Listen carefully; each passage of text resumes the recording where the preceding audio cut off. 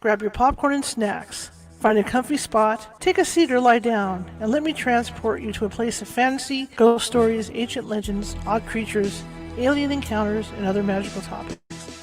You may even decide to join the conversation. From faraway lands to your own backyard, with a small dash of pixie dust. Turn out the lights and open your minds. The journey is about to begin. Hey, welcome to our Wednesday show. We're coming on early for you. We got a great show lined up, and the reason why we're on early is because our guest is over in the UK. I'm real excited about this. My name is Charlotte. I'm going to be your host for the next hour, and you can find us at the California Haunts Radio website at www.californiahauntsradio.com, or if you're interested in paranormal stuff and ghosties and things like that, you can find us at our regular website at www.californiahaunts.org. We are a paranormal group based out of Sacramento, California, 45 strong up and down the state of California, Oregon, Washington, Nevada, and Hawaii.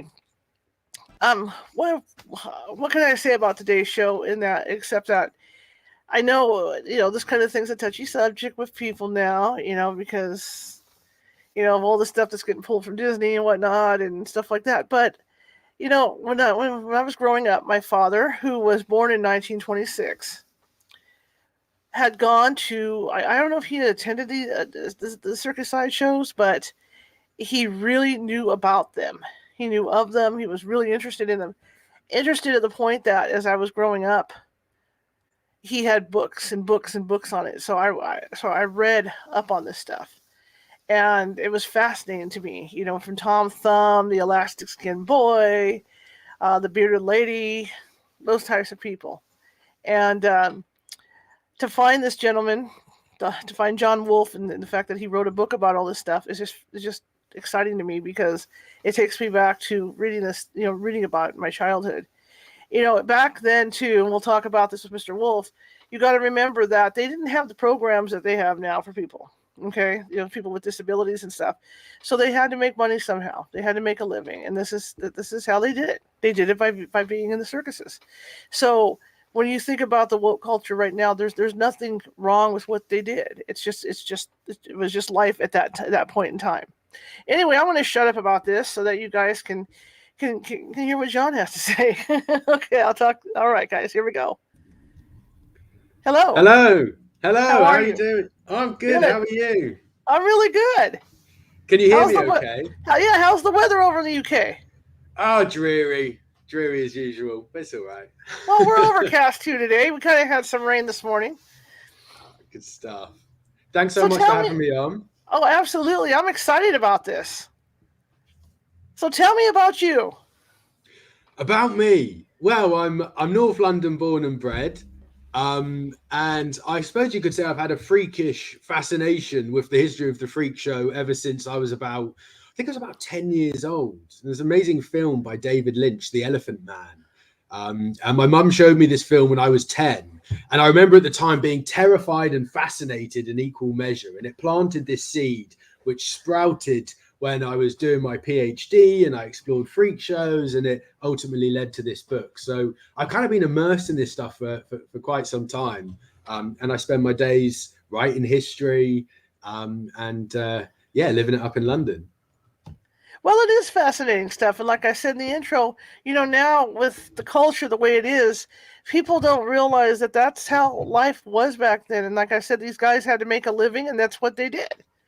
Because there wasn't the help they have. There wasn't the pick up the phone and call somebody to help you with your disability or whatever. I mean, that's how it was. Yeah, and I was really pleased to hear you say that. I think it's a mistake to apply like our 21st century lens, perspective, and privileges onto the past. Lots of these performers, their options were destitution, dependency on family, or indeed in Britain in the workhouse, or America on the state, right, which wasn't secure, or becoming active economic agents, performers, celebrities, respectable celebrities in many cases, in the world of the freak show. And so they didn't have the choices available necessarily that are available today. Tell me about your book. I mean, you wrote this book. How was it to research it? It was amazing. I mean, I spent a fair bit of time in the States, traveling around North Carolina, Bridgeport, Connecticut. And the fascinating thing about the Freak Show, it was truly international. And when we think like Freak Show, sideshow, we tend to think of this sort of murky, marginal affair where exploitation occurred. In the 19th century, there was certainly exploitation. There was also empowerment. And this was at the center of popular culture, respectable, professional, commercial, popular culture in America and in Britain. And indeed, our two great nations met within the arena of the Freak Show. And so for me, researching this and kind of going beyond the conceptions of this dark, shadowy world of the Freak Show and coming across real empowering human stories of people with disabilities who turned their bodies into their greatest assets was actually really quite powerful and liberating and an empowering experience. Who do you, out of all the people that were in those shows, who stands out the most to you? Oh, it's such a hard question. I mean, you know, there's so many fascinating characters, and what I sought to do in the book was by kind of looking at human stories through the ages, so we could get a clearer idea of the broad history of the Freak Show from its roots right in the beginning of the medieval period in England through to its heyday in the 19th century. So I was kind of trying to chart this broad history of the Freak Show, asking what does this tell us about the world in which these freak performers were operating? And in kind of charting that long history, I came across so many like fascinating freak performers. One of my personal favorites is actually outside of the 19th century, a guy called Geoffrey Hudson, who was a person of short stature. In 1626 was served in a pie to Queen Henrietta Maria of Britain. And he had this sort of fascinating, incredible life. He went from being a court dwarf, paraded to royal guests, to becoming a fighter during the English Civil War. He fought for the royalists against the parliamentarians. He murdered a man. He was banished. He was captured by Barbary pirates. He was enslaved, tortured, and spent his days, or the latter part of his days, in a prison in London. So he had this sort of fascinating kind of history. And while he wasn't a freak performer in the kind of 19th century sense, his story sets us up for understanding how the Freak Show evolved. So Geoffrey Hudson would have to be one of my favorites. Sounds cool. I've never heard of him. I'll have to get your book and you know really read because I know I've got books from the past that my dad had. You know, they're still up on my shelf. In fact, I just found it fascinating to see some of them. I don't know if you had any research on the elastic skin boy. I mean, that was crazy to see how he could pull his skin down. Yeah, I mean, the sideshow had so many different types of freak performers. The man with the elastic skin, so-called fat ladies, bearded ladies. You had all sorts of sort of different kind of freak show performers. And one of the things that was tricky was really kind of separating the fact from the fiction, so you could actually tell these human stories. And the Elastic Boy is one case where I couldn't quite get beyond the kind of fiction to the fact. But this was the world. It was populated by wondrous, kind of strange phenomenon. And people made money off this, and people flocked to this.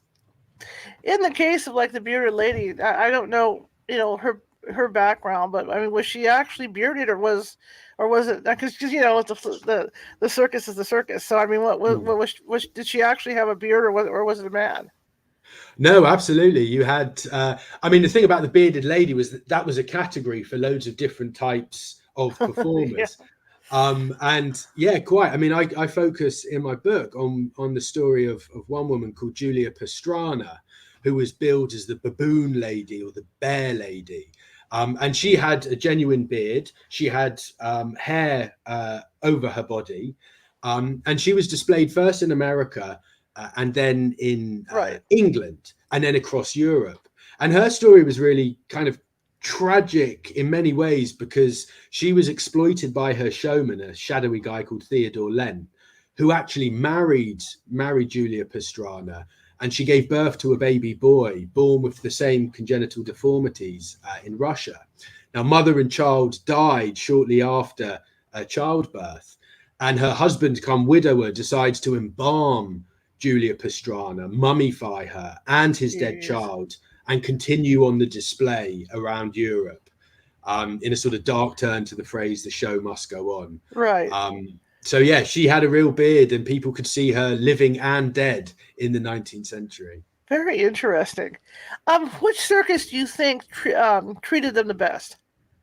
Which one? Sorry? Which circus do you think treated them the best? I think it's very hard to say. There wasn't necessarily one organization or one organizational circus that you could say they were the kind of they were the most benign. Right. I mean, what you find is certain showmen treated performers very well because, frankly, it wasn't really in their interest to treat their performers badly because the performers, they also had agency. They could go elsewhere. Right. And it wasn't always a case of like baddie or goodie. You know, you've got someone like P.T. Barnum, right, who has a sort of very sort of morally ambiguous past. And yeah, so it's hard to sometimes point to like, oh, they were good or they were bad. The two sort of intermingle sometimes. Right. Who do you think? And I mean, everybody hears about General Tom Thumb. I mean, he has to be the most popular circus. I'm going to say freak, but circus act of all time. You know, and then you also hear about the I can't think of the Wolf Boy. I think it's the Wolf Boy, right? The Wolf Boy. You know, so you hear about those. But which one do you think, you know, out of that, who do you think, you know, had the worst well, the Elephant Man, maybe, who had the worst deformity that was on tour? I mean, certainly, and we can come back to General Tom Thumb because his story is really interesting in terms of the history of the freak show. But in terms of like severe deformities, Joseph Merrick, aka the Elephant Man, without a shadow of a doubt. I mean, lumps of protruding flesh over his body, a limp, deformed hip bones. He was really the sort of Gothic Victorian freak performer, and his exhibition was constantly closed on the grounds of public decency.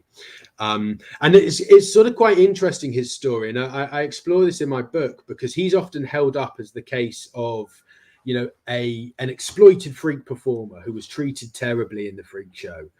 And who lived a miserable life.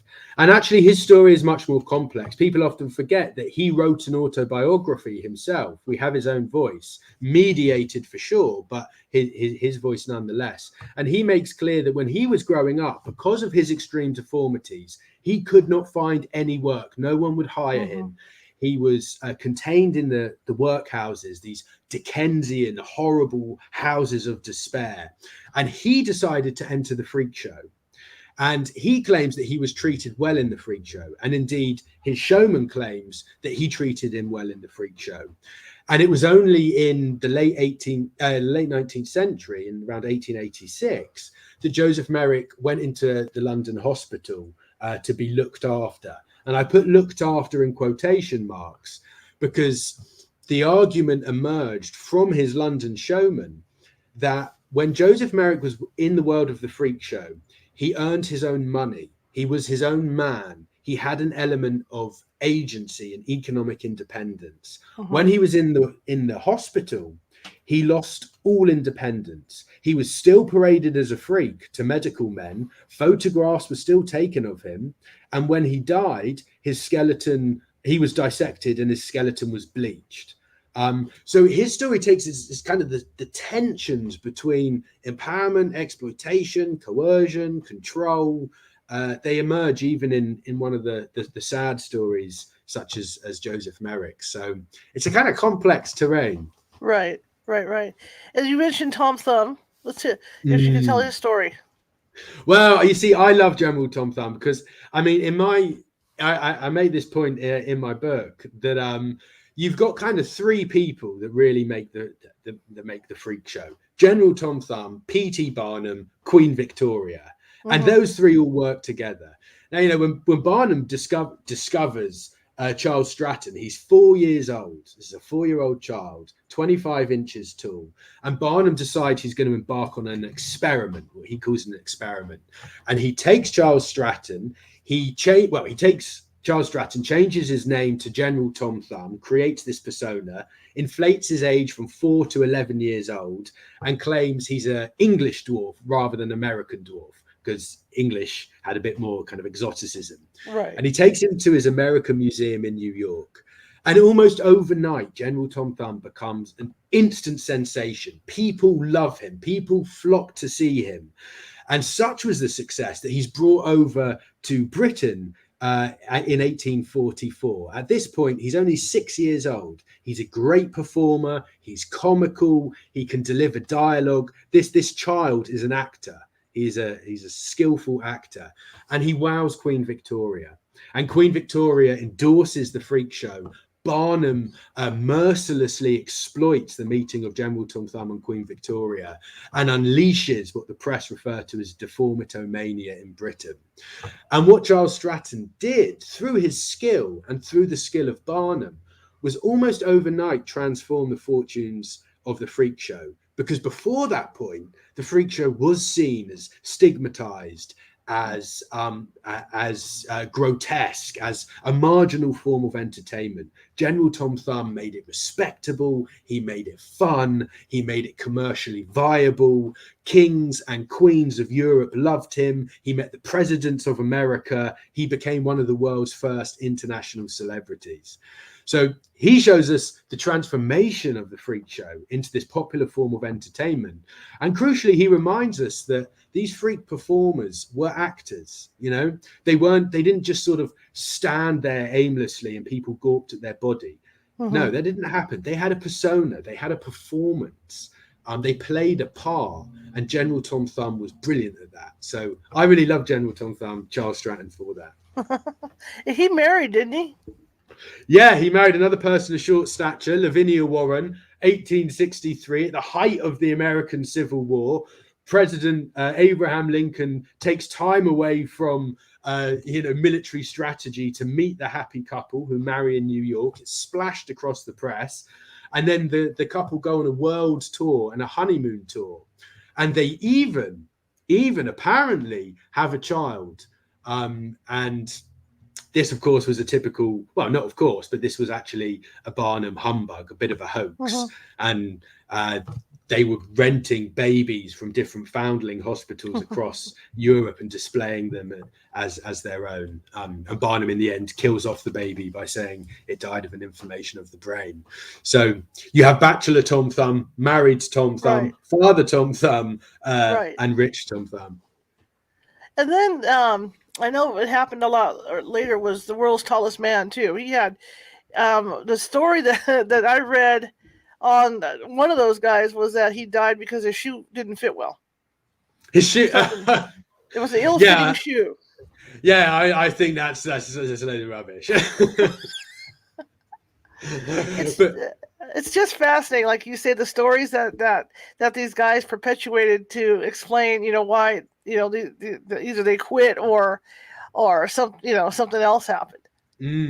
Yeah, I mean, the freak show thrived off humbug, exaggeration. The whole thing was a performance, and P.T. Barnum was great at that.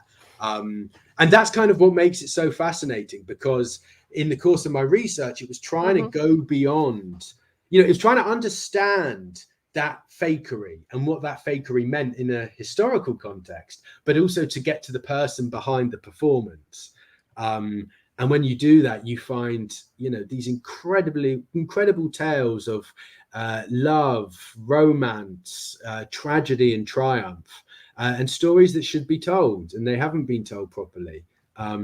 So yeah, it's a rich field. When you talk about a lot of these people performing in the royal courts, How did that work? I mean, you see movies where, of course, they come running in and they're doing flip flops with the funky hat on and all that. But how are they generally used as performers?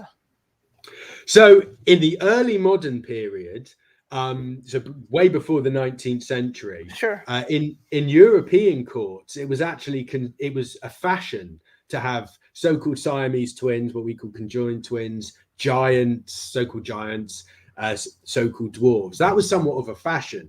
Right. And in the royal courts of Europe, they would actually trade in different dwarves. It was kind of a badge of honor to have a dwarf within the royal court. And so someone like Geoffrey Hudson, he's kind of adopted and served to the king and queen, King Charles I, in this baked pie. And he became a feature of the court household. So that was really common in the early modern period. And then as we jump into the 19th century, the kind of tradition continues with Queen Victoria. Now, we've got a very clear idea of Queen Victoria as quite a stern monarch, the widow of Windsor, who was in years of grief following the death of her beloved Prince Albert. But actually, she was a great freak fancier. Buckingham Palace became a revolving door for freak performers throughout the 19th century. And she would write about these in her diary. So she met in the 1840s Highland dwarves, Scottish dwarves, German dwarves, General Tom Thumb on 3 occasions. She met the conjoined twins, Millie and Christie, all sorts of freak performers. And she loved it. And because of her love for the freak show, that helped give it the respectability in the broader sort of social setting, which meant more people came to the freak show. Why do you think people were so fascinated with the freaks? Yeah, it's $1 million question. I mean, I think this is not a very sort of historian's answer, but I think there's something in us which is always interested in that which is different, that which is other, that which falls outside the remit of normalcy. And in the 19th century, these distinctions between man, female, normal, abnormal, they were becoming entrenched and debated. So anyone that stepped outside of that was a source of interest. But also, people had more money in their pockets, more time to enjoy leisure, which kind of created this fertile entertainment industry that allowed the freak show to grow. You also had technological advances, which meant that before, if a freak performer was born, they tended to be kind of displayed within their locality. But with trains and steamships, they could travel, they could crisscross the Atlantic, bringing their difference to people from around the world. And then you've got the rise of medicine, interest in anthropology and ethnography, and the freak show became a site where not only people could be entertained, but they felt they could learn something about the body, about people from different countries. There was a great fascination with so-called exotic freaks, so-called African savages or cannibals, ethnographic exhibitions, we would refer to them today. So people came to be entertained. They also came to learn something as well. And so all these factors played together to make the freak show this popular form of entertainment. What's the earliest occurrence of freak? I hate to say the word freak, but what's the earliest occurrence of a freak in history being exploited or used? I mean, it goes way back. The ancients, the Romans used to get people of short stature to fight in gladiatorial contests, throw them around the that's ring. fair. Right? The Egyptians, the Greeks, they were all fascinated with those deemed different.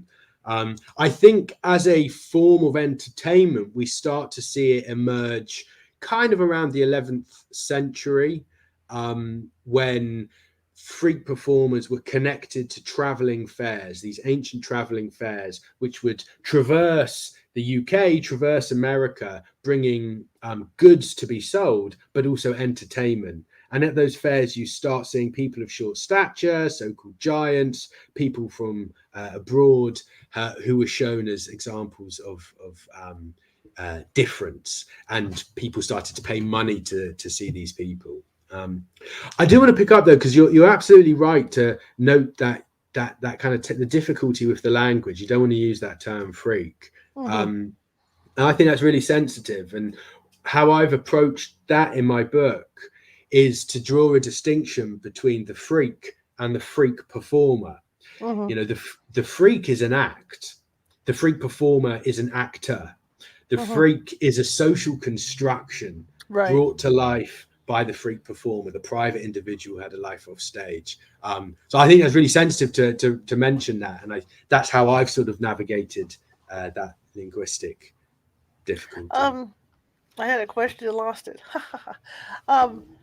When you look at the freak performers, and did they again, you know, you mentioned this at the beginning of the show, but how did they end up with the circuses? I mean, did they search out these circuses, or did, you know, somebody like P.T. Barnum hear about them, maybe living in a village, and then went out and offered them a job? Yeah, great question. I mean, there were so many different ways. P.T. Barnum used to kind of hire freak hunters to source out those who were deemed different and persuade them to come join his circus. Sometimes he did that himself, as in the case of General Tom Thumb. Other times he sent agents to do that.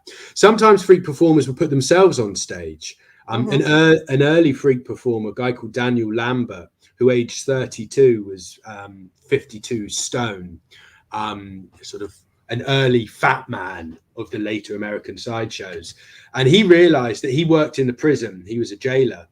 And he realized when he retired that because of his extreme size, people were coming and staring at him anyway. So he was like, well, why don't I make some money from this? Why don't I put myself on display? And so he did it himself. So there were kind of different ways in which people would come to the freak show. Sometimes parents put their own children on display. Millie and Christine, conjoined twins born from North Carolina. Initially, their parents, have I got that right? I might have slightly misremembered that. Maybe a bad example to cite, but there are certainly examples of parents putting their children on display. Anna Swan, that's who I was thinking of. A giantess who retired in Ohio. Her parents put her on display when she was a child. So family members, showmen, agents, they could all kind of bring the freak performer into the freak show. It's just fascinating because some of it that went on, I mean, this was like when you talk about the pinheaded people, stuff like that. Some of that's the norm, though, in some of those third world countries. But to like the rest of the world, it's odd. Yeah, I mean, it still continues, and one of the points I sort of make in my book is we have the heyday of the freak show in the 19th century. This is when it's the apex, and kind of after the First World War in particular. The freak show as an institution starts to decline. Yet the freak show lives on. And as you say, it was your father, right? My dad, yeah. Your dad, right? So, your dad went to freak shows. They continued in America. They continued in Britain. And they have continued to this day as a form of entertainment. In a way, they were in the 19th century, but also they've slightly changed. I mean, if you think the key ingredients of the freak show was difference, voyeurism, sensationalism, titillation, often with the body at the center of that. We have the freak show in different forms today. Jerry Springer or Jeremy Kyle in the UK. Like, these all involve like the display of the bewildered or people deemed slightly different outside the norm for our voyeuristic sensational pleasure. The freak show sort of metamorphosized into different forms today. Right. And then I guess modern medicine has had a lot to do with it too. Yeah, because absolutely. I mean, you don't get the same diseases that you got back then. Yeah, modern medicine has sought to correct bodies deemed different, but also modern medicine had a role in killing the popularity of the freak show, because as medicine started to understand the physical differences on display, it killed the wonder. Before, showmen could make up fantastical stories about Sure. why someone was tall or why they were short. Whereas when medical men say, oh, no, that's because of this condition or that condition, it kills the wonder. It's no longer mysterious. It's no longer exciting. And as they killed the wonder, they also increasingly appropriated bodies deemed different. So you see freak performers leaving the stage of the freak show and entering mental asylums or hospitals or the laboratory to be corrected. And that was another sort of trend that helped kill off the freak show. My other question here is, did they marry each other? Yeah. So Anna Swan married. He actually fought for the Confederates during the American Civil War. A guy called Captain Bates, and they married in London in 1871. Maximo and Bartola, who were described as pinheads or known as the Aztec children, they married in 1867. And interestingly, they were possibly brother and sister, but they were legally married in a sort of freak show publicity stunt.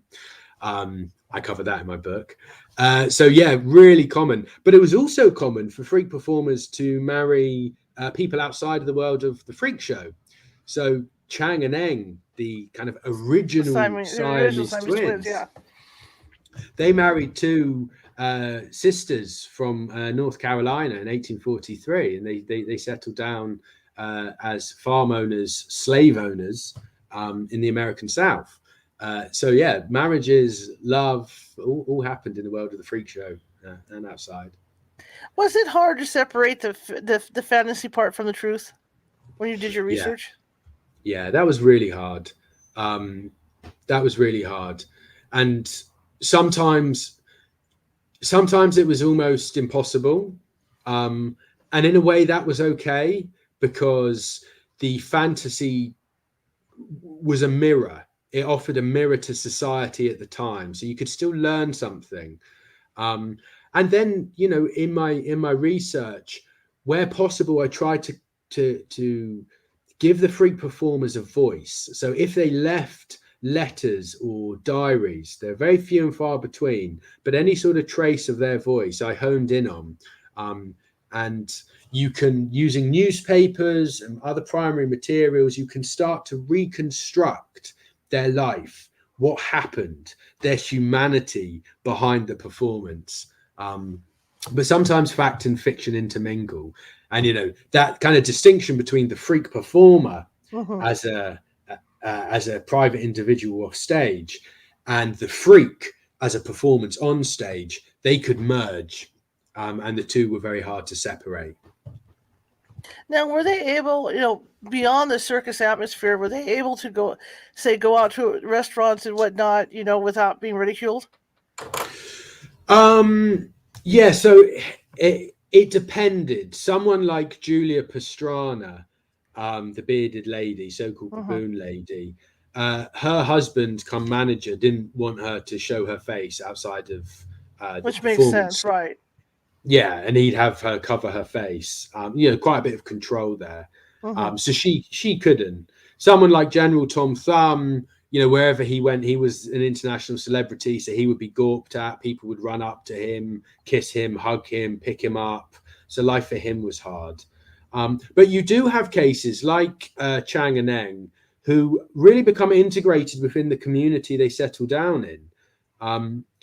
These were two conjoined twins from Siam, today's Thailand, ethnically different, who settled in the American South, were respected by their neighbors, were successful farmers, property owners, and slave owners. I looked at correspondence between their neighbors and their friends, and you wouldn't know they were corresponding with the Siamese twins of the freak show. There was a level of acceptance. Right. So someone like Anna Swan, the so-called giantess, as she was growing up, because of her extreme height, she really struggled to find acceptance. She was bullied at school. Everything was too small for her. The world was not designed for her. And so ironically, she found normalcy in the freak show. And so, life was really tough for people, and it did depend. But on the whole, they were, they had bodies deemed different, and so they were marked as different if they're walking on the street or if they're performing on the stage. Well, that's fascinating about the Siamese Twins, because especially like living in a rural area, because I mean, that would tend to be a hard area to live in, because people are, predispositioned to believe what they're going to believe, and they're God-fearing people and whatnot, and just to see that, I'm not trying to be an idiot about it, but I'm just saying, No, you're right. Yeah, I completely agree. I mean, it's you touch on a really good point, and the level of acceptance. It only went so far. I mean, so when they died in 1873, there was an interesting kind of shift, if you like, and their neighbors and their doctors and people who were seemingly nice to them started to try and essentially get their bodies so they could pay. They could send them off and get money for their bodies to be sent for dissection, which did actually happen. So there was always that sort of interest in the difference and an opportunity of making money off these people. But, Chang and Eng achieved a level of acceptance in the American South. Yeah. Which is, quite remarkable when you think about it. That is remarkable. Yeah, it really is remarkable. Do you, in your research, did you find that these these performers, did you find that they enjoyed what they were doing at the circus, or was it just something they did? Was it just a job, or did they actually enjoy it? It's really hard to tell, because so often they didn't leave their sort of first-hand accounts of it. I mean, someone like Joseph Merrick, in his autobiography, he said he was treated well in the Freakshow. It's kind of all we get. General Tom Thumb, the length, the span of his career and the amount of performances he did suggests that he probably did. Well, it's hard to say. He was doing it out of necessity as well. Right. They had no choice, really. He had no choice. There were points when he was very sort of downhearted about it. Some people have said that he quite enjoyed it. It's really hard. It's really hard to say. My guess is it's not that much different to the entertainment industry today. Like, sometimes performers, they enjoy singing. Sometimes it's a pain in the ass. Sometimes they're exploited. Sometimes they're not. Sometimes they find fame, sometimes they don't. I think it's kind of similar. Now, what was their schedules like? I mean, they must have been on the road a lot. Yeah, lots of travel, lots and lots of travel. And travel at that time was not the easiest thing, to say the least. And usually, what would happen is they would perform in major cities and travel from one major city to the other, stopping off along the way to perform in smaller towns. And, it could be grueling. I mean, they could be on display from, till 10 o'clock at night, from 10 a.m. in the morning. They were there to make money, and they would put themselves on display as much as possible. And, it's interesting following the lives of their journeys, because you realize just how transitory that existence was. Often they didn't really have established roots. Often they were living slightly on the periphery. They grueling schedules. General Tom Thumb in particular worked very, very hard from a very young age, with shows throughout the day, evening performances, and very few days off. So this wasn't an easy life. There's not much opportunity for rest. And how much money did they actually make? So it depended. I mean, Chang and Eng, for example, they made enough money that they could retire from the Freakshow, albeit temporarily, and buy land and open their own business in North Carolina. So they made, through their own kind of financial nous, they made a fair bit of money. General Tom Thumb, he built a mansion in Bridgeport, Connecticut on the proceeds of his wealth. His parents got wealthy because of the wealth of General Tom Thumb. Towards the end of his life, however, he had spent most of it, and he had some debt, so he gained it and he lost it. The Elephant Man, Joseph Merrick, he had saved some money. He was robbed by an unscrupulous showman on the continent in Brussels. So, sometimes they could make a lot of money and be quite wealthy. Other times they struggled to get by. Other times they were exploited and lost what little money they made. So, it's kind of hard to generalize. Some do very well, some not so. I would think it would work kind of like the celebrities work now. I would think that you have your A-list freak performers, and then it goes down from there. Yeah, quite, absolutely. And on the A-listers, General Tom Thumb, right. Maybe a B-lister sounds a bit harsh, but it's like Julia Pastrana. Right. C-lister, someone like Daniel Lambert, maybe. And then your D-listers are probably the so-called self-made freaks, sword swallowers, fire eaters, snake charmers, fat ladies, fat men. There was a sort of hierarchy. Was it the alligator boy that could roll cigarettes and smoke cigarettes? One of those that had no arms or legs could like, I remember seeing could roll cigarettes. That's right. And he was called, I want to say Torso Man, but that's not what he was called. Prince Aladdin or something. Yeah, I can't remember who he was. What's his name? That's gonna drive me mad. He appears in Todd Browning's film Freaks. You see, this is Prince. No, what's he called? But that was his thing. That was his whole performance. Was he could roll cigarettes and then smoke them.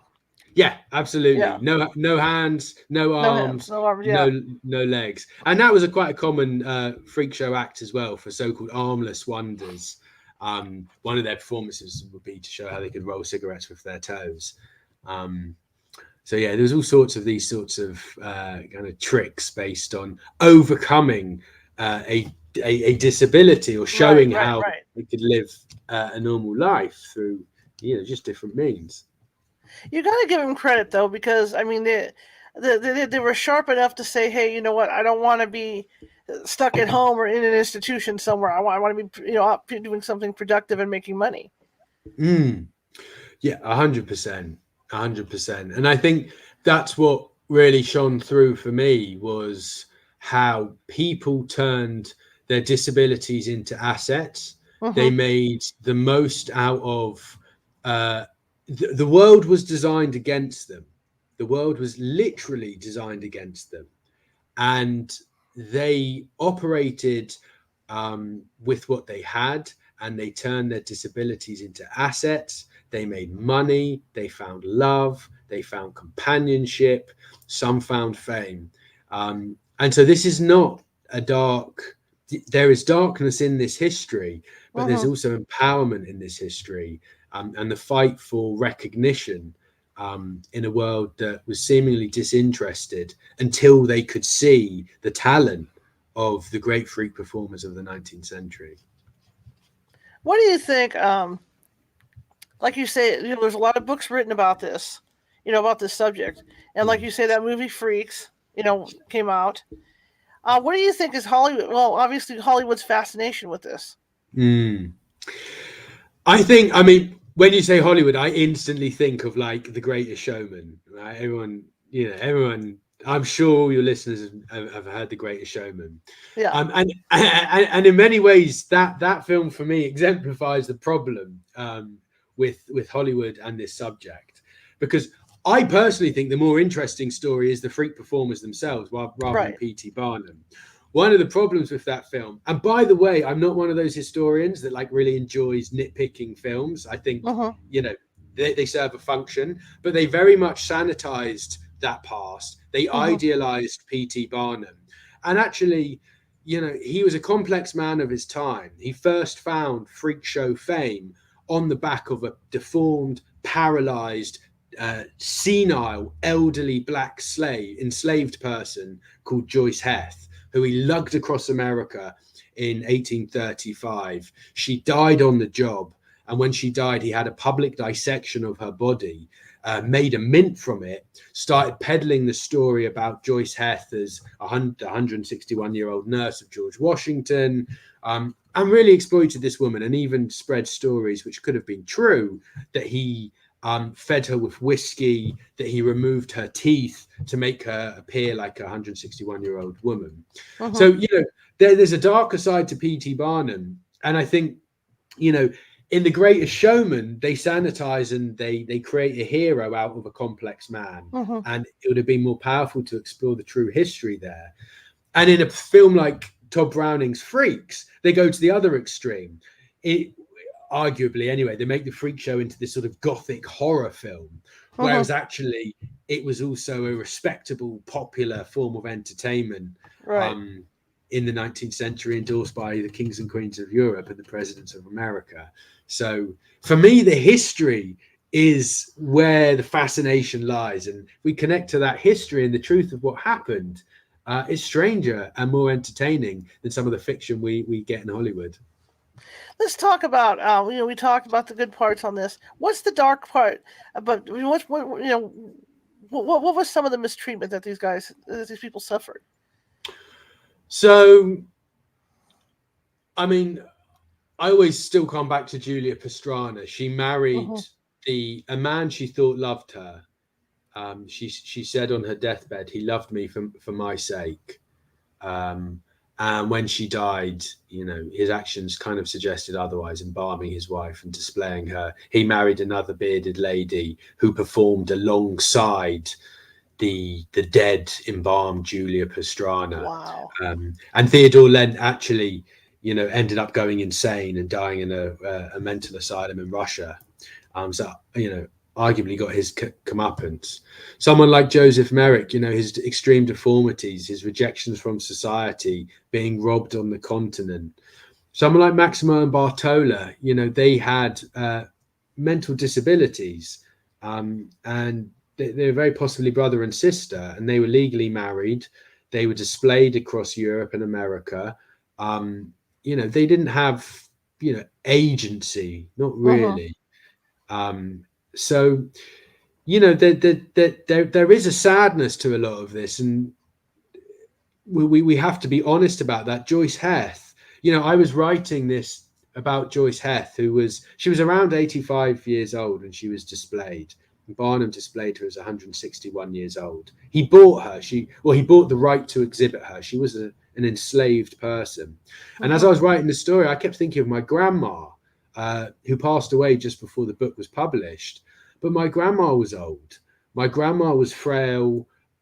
She, her mind wasn't the best that it could have been. And the thought that someone could have displayed her around America with punters coming and poking her and prodding her, really kind of brought it home to me that, a lot of this wasn't,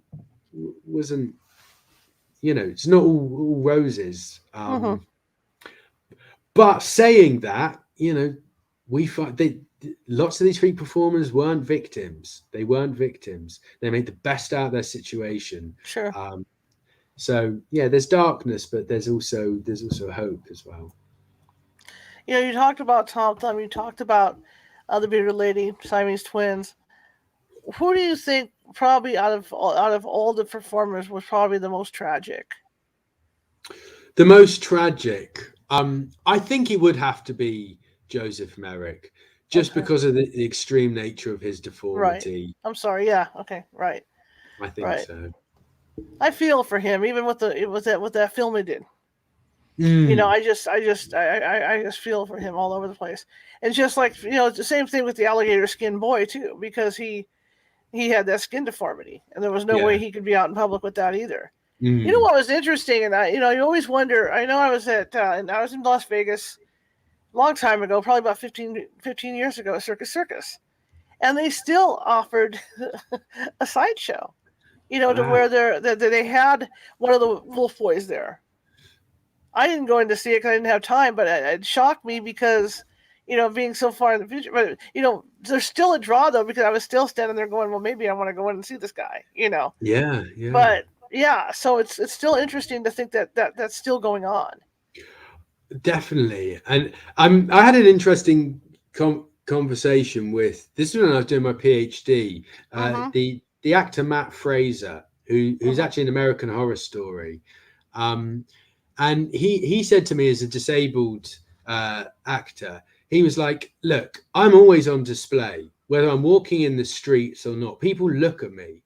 He's like, but when I put my disability on display, I can control how people look at me, and I can make money off of it. And so it's very easy, I think, to kind of patronize or cast these individuals as victims. But there is another perspective on it, which is not necessarily, quite so negative. And I reserve judgment, because I know it's a sensitive subject, but certainly in the 19th century, these performers had little choice, and this was an arena. When you look at Hollywood, you have to look at the bright side of it all too. I mean, without having these the dwarves in this, we wouldn't have a Wizard of Oz, or a decent Munchkin Land, and we wouldn't have R2-D2. Think of it that way, because who's going to fit in that? That thing. So I mean, in a way, although they're still Hollywood's still kind of exploiting them, it's a better thing because they're doing better. You know what I mean? It's improved a lot than what it was. Yeah, I hope so, and I'm, be interested to hear, the perspective from performers with disabilities today. I mean, I don't feel like I can comment on it so much. Yeah, I know, I understand that. But I know what you mean. But you do see more acceptance of it now, because like they have the little couple, and all this is going on TV and stuff. So there's a lot more acceptance, obviously. But back then, and I can agree with you on that, back then people didn't see that stuff, so that's why it was so shocking to see it. Yeah, it was novel. It was different. It was wondrous. It was exotic. It was entertaining, and these guys were great performers, so they knew how to work a crowd. Absolutely.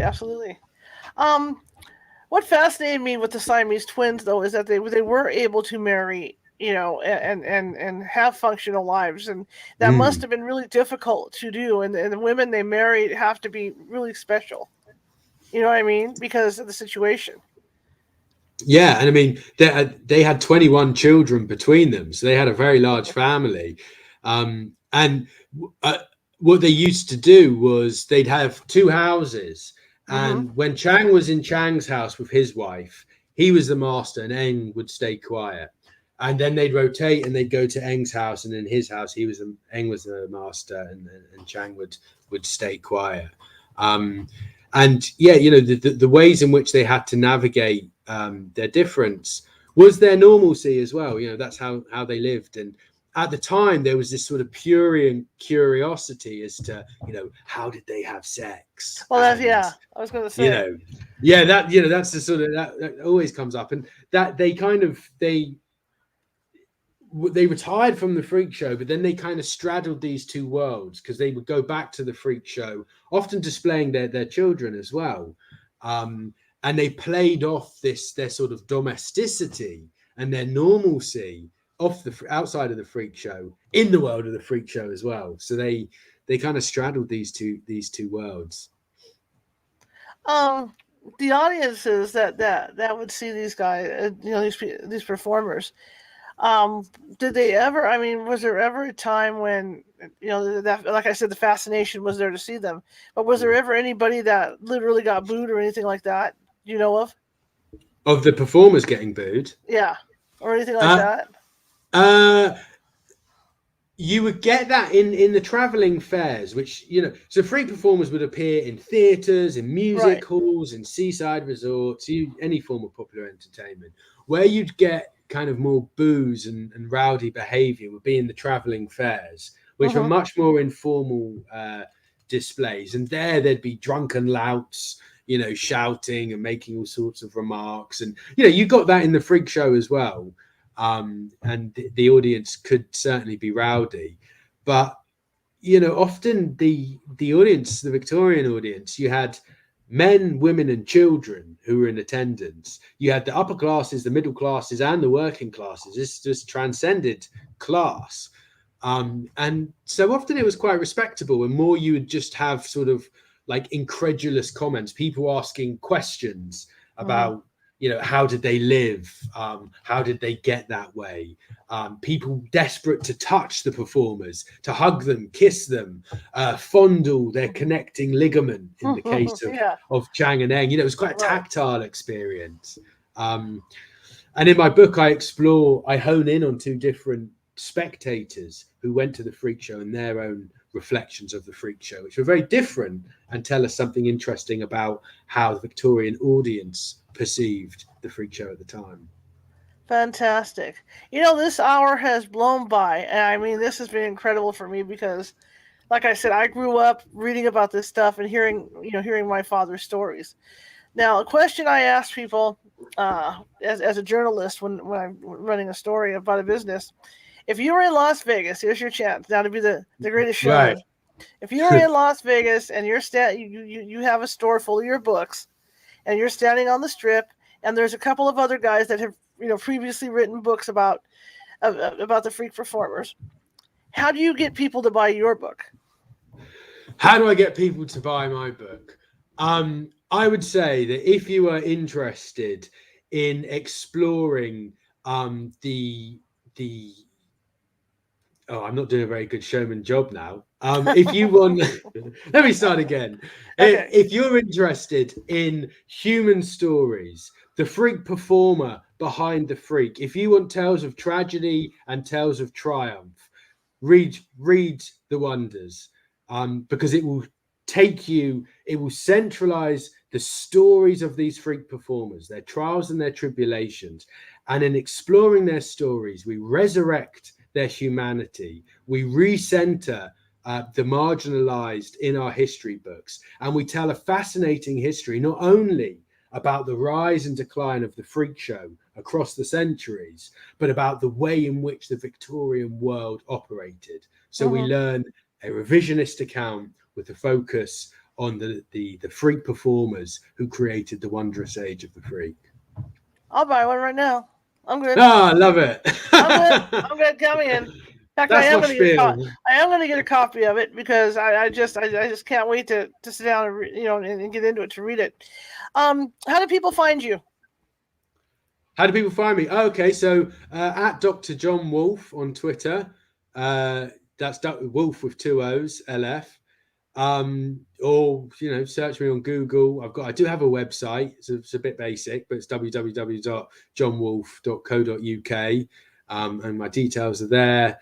If you're interested in some of my other work, I've worked with Stephen Fry on Audible books, which are available on audible.com. Stephen Fry's Victorian Secrets, Stephen Fry's Edwardian Secrets. If you're interested in true crime, also have a look on audible.com. And search my name. Well, so different ways. How do people get your book? Go to, just search it online, Amazon.com. Although I'm sure, I don't know whether I'm supposed to be advertising Amazon.com, but it is on Amazon.com, available at all other good bookshops, and it's great to support local businesses as well. So if you could request to your local bookshop that they get a copy or a few copies, that would be brilliant. I'd be awesome. Very much appreciate it. Well, I know what I'm going to be reading this weekend. I'll tell you that right now. Fantastic. Thank you so much, and I would love at some time to have you on again to talk more about this. We can get into the even more of the performers and stuff and talk about that if that's okay.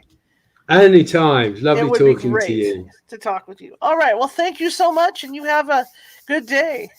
Thank you so much. Good rest of your evening, actually, because it's 9:00 where you're at. So. Yeah. So I'm just starting. It's 1:00. All right. Thank you, sir. 1:00. Take care. Bye-bye. Bye-bye. All right. That was pretty awesome. And I loved every second of it. Monday, we are going to have Roger Spur come on here and talk about mud fossils. So that ought to be an interesting interview. If you like the show, share it with 5 people. If you hated the show, share it with 5 of your enemies.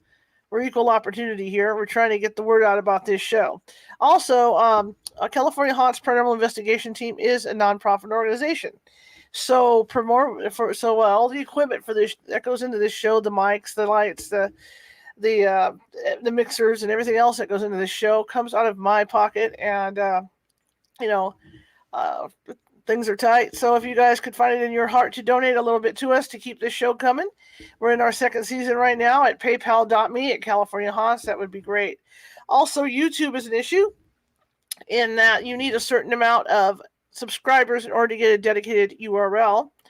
And we don't have that right now. So if you try to find us on YouTube, no matter how you do it, you're not going to find us. It doesn't matter what you do or try.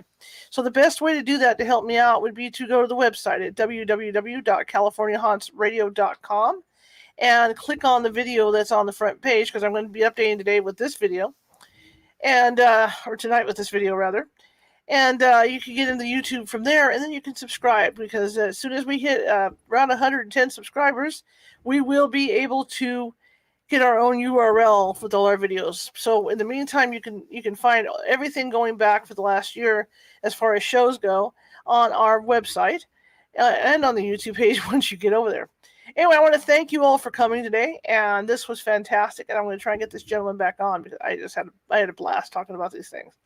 And thank you so much. And I will see you on Monday at 6:30 p.m., the usual time. Have